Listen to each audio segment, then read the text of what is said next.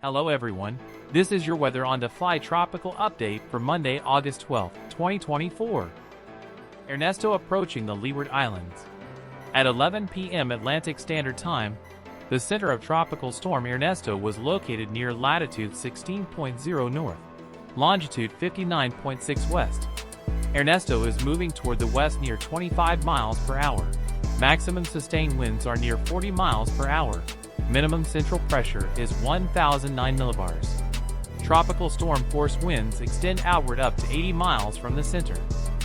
Ernesto remains a rather broad tropical cyclone, and satellite and radar data shows that deep convection has yet to consolidate and concentrate near its center. During the next day or so, a mid-level ridge to the north of Ernesto should maintain a westward to west-northwestward motion at a gradually decreasing forward speed. After that, the flow on the eastern side of a deep layer trough moving off the U.S. East Coast should cause Ernesto to turn northward to north-northeastward.